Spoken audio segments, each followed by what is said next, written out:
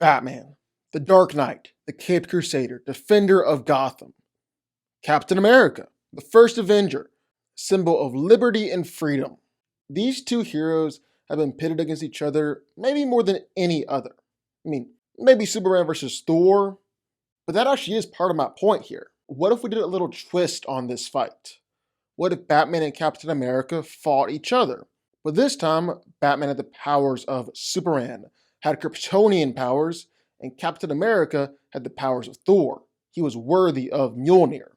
Who would win then? Well, let's get into it. Let's find out. But before we get into it, make sure you go subscribe to the channel. Helps out a ton in the YouTube algorithm, and if you already are subscribed, big hugs, big kisses. Also, we're starting a channel membership. For just $5 a month, you get so many additional perks, including stuff like private live streams, stuff like that. So go check that out down below. Okay, so there have actually been a few times in comics where Batman gained Superman's powers, or like Captain America lifted Mjolnir. Makes sense to check those out first. Makes sense to start there. So outside of the MCU in that epic moment in Endgame, Captain America has managed to pick up Mjolnir more than once. He's one of the very few heroes who's able to do it. First time showed up in Mighty Thor issue 390. This was during that time where Steve Rogers was no longer Captain America and instead was the Captain. So it was basically dressed exactly like Captain America. Instead of the red, white, and blue, he was wearing black, red, and white. Thor sees him, sees the shield, and is like, I've never seen this man in my life. Who are you? Before realizing that it was his friend who's been fighting alongside him for years. I swear, Thor has got to shout stranger danger whenever somebody gets a haircut. But they figured things out, and that's about the time when the Egyptian god Seth sends an army after them, and Cap has to help his stupid friend. At the moment when the Egyptian gods had Thor overwhelmed, while Cap shocked everyone on the team, was able to lift Mjolnir for just enough time to hand it back to his buddy and save the day. The next two times were several decades later. The first time in the crossover, Fear itself.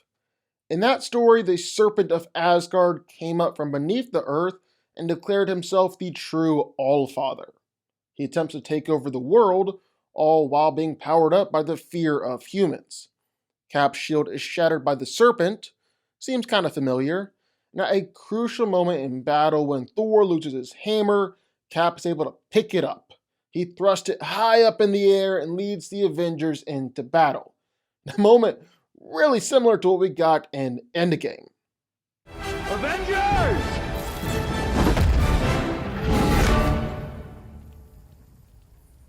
Assemble. Last time was a wee bit more controversial.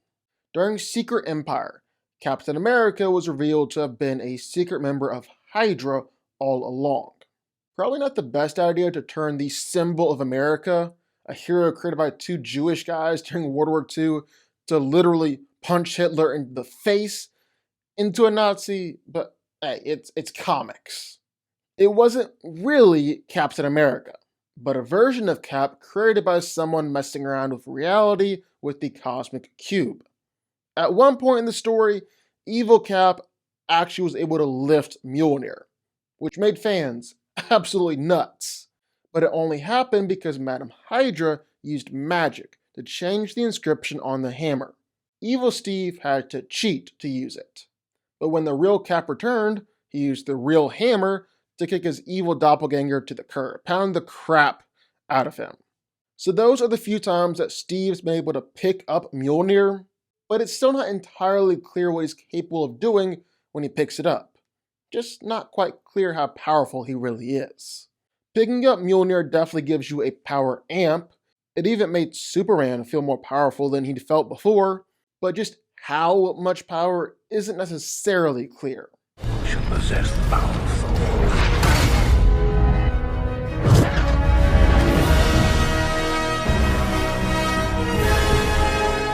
But we can take a look at what Mjolnir specifically can do. It can absorb and redirect enough energy to ignite a star, absorb planet-destroying blasts from Thanos, and its blasts are enough to knock a dude from the Earth to the center of the sun, and even seriously hurt Mangog. Thor has spun it and created a vortex that contained the explosion of the life bomb.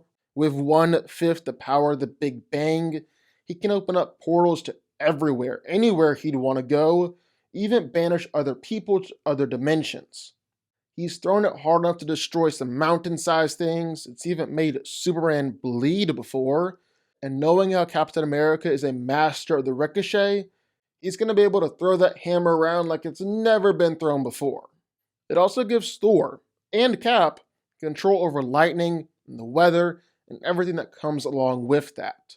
Like enough lightning to split a planet in half, enough lightning to weld the planet back together, summon winds and storms that could threaten to destroy the planet. He can do all sorts of crazy stuff. In theory, Cap should be just as strong as Thor, just as durable as Thor, just as powerful as Thor, if picking up Mjolnir grants the wielder the powers of Thor. But that's really kind of debatable. We've never seen that actually play out on the page.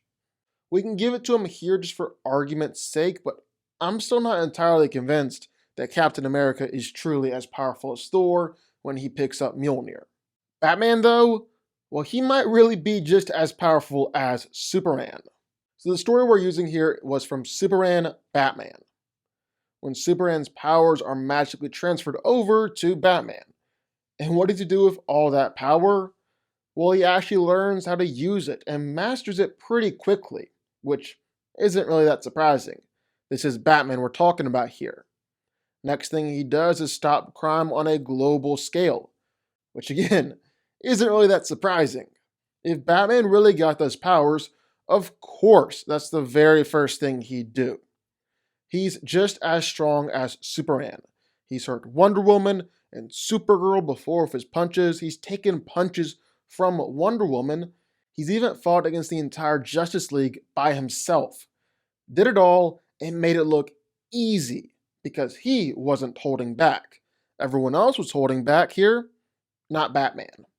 In a normal fight between Batman and Captain America, they each have their clear advantages. Batman is the better and more skilled fighter. He's smarter, more strategic. He's got brains that nobody could possibly rival, even Captain America.